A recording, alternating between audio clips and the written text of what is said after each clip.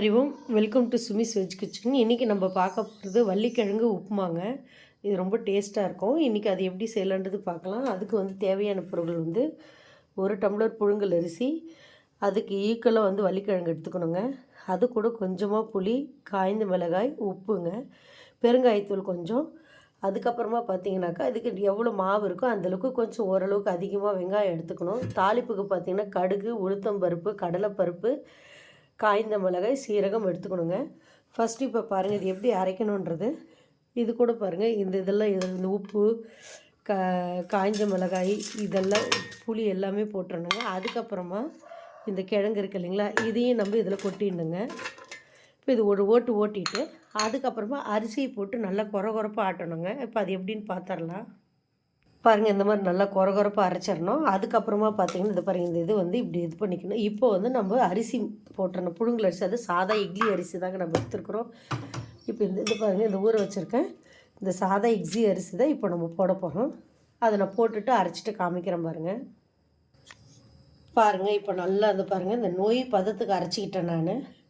நல்லா ரவை மாதிரி இருக்கும், பார்த்தாவே தெரியும் நைஸாக இல்லாமல். இதை நான் ஒரு இதில் எடுத்து வச்சுட்டு நம்ம இட்லி மாதிரி வார்க்கணுங்க. இதில் ட்விஸ்ட்டே அதுதான். நம்ம இட்லி மாதிரி வார்த்துட்டு அதுக்கப்புறமா நம்ம உதிர்த்துட்டு நம்ம செய்யணும். இப்போ நான் இட்லி பாத்திரம் வச்சு இட்லி ஊற்றுறேங்க. நான் இது இட்லி மாதிரி ஊற்றுறதை காமிக்கிறேன். அது ஒரு 10 நிமிஷம் வெந்ததுக்கப்புறம் நம்ம தாளித்து கொட்டி செய்யலாங்க. சூப்பராக இருக்குங்க. இப்போ பாருங்கள் இது ஆக்சுவலி இதனோட அளவு இன்னொரு தடவை சொல்கிறேன். 1 டம்ளர் புழுங்கல் அரிசி, 1 டம்ளர் வள்ளிக்கிழங்கு, அதை நம்ம அரிசியை 1 மணி நேரத்துக்கு முன்னாடியே ஊற வச்சுட்டு அதுக்கப்புறமா அது கூடயே காஞ்ச மிளகா, புளி, உப்பு, பெருங்காயம் இதெல்லாம் போட்டு நம்ம நல்லது பாருங்கள் இது மாதிரி கொரகொரப்பாக ஆட்டி எடுத்துக்கிட்டு அதுக்கப்புறமா நம்ம இட்லி பாத்திரத்தில் வச்சு இப்போ நான் இட்லி கொண்டை வச்சுருக்கேன் நான். இப்போ அதை நம்ம எப்படி ஊற்றலான்றது பார்க்கலாம். சில பேருக்கு கொஞ்சம் ஸ்வீட்னஸ் பிடிக்கும். இந்த இடத்துல நம்ம நாட்டு சர்க்கரையோ வெல்லமோ தூள் பண்ண வெல்லம் கூட சேர்த்துக்கலாங்க. அது கூட இந்த ஸ்டேஜில் எப்படி சேர்க்குறதுன்னு நான் காமிக்கிறேன்.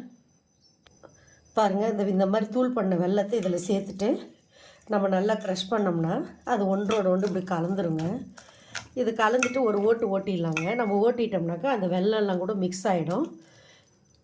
இப்போ இது நான் தூள் பண்ணி போட்டதுனால இதுவே கொஞ்சம் அப்படி இதுவாகிடும். ஸோ இப்படி கையில் நுணுக்குனாவே சரியாக போயிடும். உங்களுக்கு கொஞ்சம் கட்டியாக போகிற மாதிரி தான் நீங்கள் மிக்சியில் ஒரு ஓட்டு ஓட்டிக்கலாங்க. இப்போ இதை பாருங்கள் நான் பாத்திரம் வச்சுருக்கேன்னு சொன்னேன் இல்லைங்களா, அதில் இட்லி வார்த்துக்கலாங்க. உப்பு பத்தலைன்னா இந்த ஸ்டேஜில் என்னென்ன பத்திரையோ அது போட்டுக்கலாங்க. இப்போ பாருங்கள் தண்ணி நல்லா சூடாகிடுச்சு. இப்போ நம்ம இட்லி தட்டில் ஊற்றிடலாங்க. ஊற்றிட்டு காமிக்கிறேன். இப்படி ஊற்றிருக்கேன் நான். அதே மாதிரி நம்ம இன்னொரு தட்டு ஊற்றிடலாம்.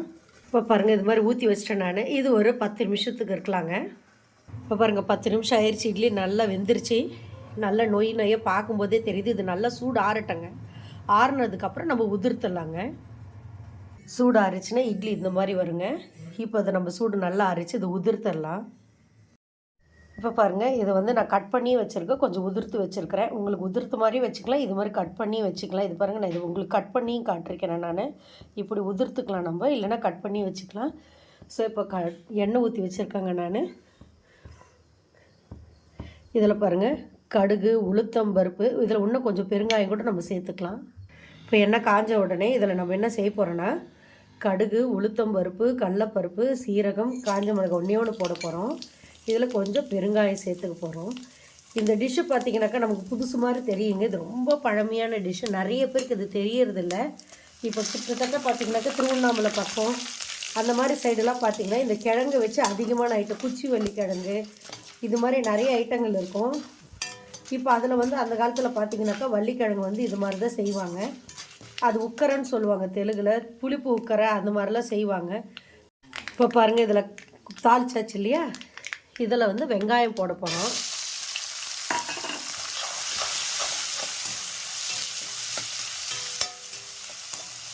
வெங்காயம் போட்டு நல்லா வதக்கலாங்க. நல்லா ஓரளவுக்கு வதங்கினதுக்கப்புறம் நம்ம பார்க்கலாம்.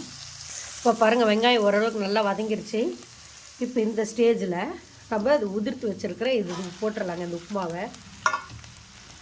இது பார்த்திங்கன்னா திருவண்ணாமலை பக்கம்லாம் நல்ல ஒரு ஃபேமஸான டிஷ்ஷு தான். ஆனால் இப்போ இருக்கிறவங்களாம் இதெல்லாம் ஒரு பெரிய ஐட்டமாக மெனக்கட்டு செய்யறதில்ல.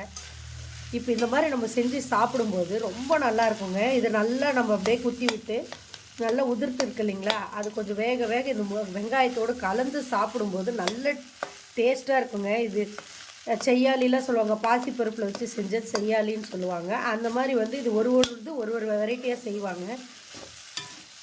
இப்போ இதை நல்லா உதிர்த்துட்டு சிம்மில் வச்சு நம்ம நல்லா கிளறலாங்க. இப்போ பாருங்கள், உப்புமா சுவையாக தயாராகிடுச்சுங்க. இப்போ இது கூட வந்து பார்த்திங்கன்னா கொத்தமல்லி போட்டு ஒரு கிளறிடலாங்க. பாருங்கள்,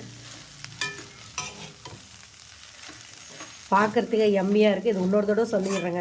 நீங்கள் எந்த அளவுக்கு அரிசி எடுத்துருக்கீங்களோ, புழுங்கல் அரிசி, அந்த அளவுக்கு வள்ளிக்கிழங்கு எடுத்துக்கோங்க. அது கூட காய்ந்த மிளகாய், பெருங்காயம், உப்பு, புளி தேவைன்னா போட்டுக்கலாங்க. எனக்கு அந்த புளி டேஸ்ட்டு பிடிக்கும். அப்போல்லாம் அந்த மாதிரி தான் அதுவும் பழைய புளியில் செய்வாங்க, ரொம்ப டேஸ்ட்டாக இருக்குங்க. ஸோ இப்போ இருந்தால் போடுங்க, இல்லைனா புது புளி கூட போட்டுக்கலாம். ஸோ அந்த புளியெலாம் போட்டு நம்ம சொன்ன ப்ரொசீஜர் மாதிரி அரைச்சிட்டு, இதில் இன்னொரு முக்கியமான விஷயம் அதை சொல்ல மறந்துட்டேன். ஒரு 2-3 திருப்பு தாங்க திருப்பணும். அதாவது கிழங்கு தூள் ஆன உடனே அரிசி போடுறீங்க இல்லையா, அரிசி வந்து ஒரு நல்ல நொய்யை ஒரு 30-40% 50%க்கு அரிசி நொய் மாதிரி இருக்கணுங்க. இல்லைன்னா முழுக்குன்னு ஆயிடுச்சுனாக்கா உங்களுக்கு இட்லி பிட்டு போட்டிங்கனாக்கா உங்களுக்கு அந்தளவுக்கு வராது, உதிர்க்க வராது. அதனால் வந்து நீங்கள் ஒரு 2-3 திருப்புனாவே போதும். அதுக்கப்புறமா நல்லா ஆறுனதுக்கப்புறம் உதிர்த்திங்கன்னா நல்லா உப்புமா ரவை எப்படி உதிர்க்குறீங்களோ அந்த மாதிரி வந்துடும். ஸோ அதுக்கப்புறமா இப்போ நான் கட் பண்ணியும் போட்டு காமிச்சு, இப்போ இல்லைன்னா உங்களுக்கு இந்த அளவுக்கு என்ன ஆகாதுன்னா உதிர்த்து வராது. இல்லைன்னா ஒரு மாதிரி கல் மாதிரி இருக்கும். உங்களுக்கு இதுவே பார்க்கும்போதே தெரியும், உப்புமா கன்சிஸ்டன்சி வந்து வராமல் போயிடும். அப்போ வந்து உங்களுக்கு சாப்பிட்றதுக்கு ஒரு மாதிரி இருக்குது. பாருங்கள், இப்போ நல்லா உங்களுக்கு உப்புமா மாதிரியே வருது பாருங்கள். அதுதான் அதனோட பதம். இதே மாதிரி எல்லோரும் செஞ்சு பாருங்கள். செஞ்சு பார்த்துட்டு எனக்கு சொல்லுங்கள். அது வரைக்கும் உங்களிடமிருந்து விடைபெறுவது உங்கள் சுமித்ரா சுரேஷ் பாபு. நன்றி, வணக்கம்.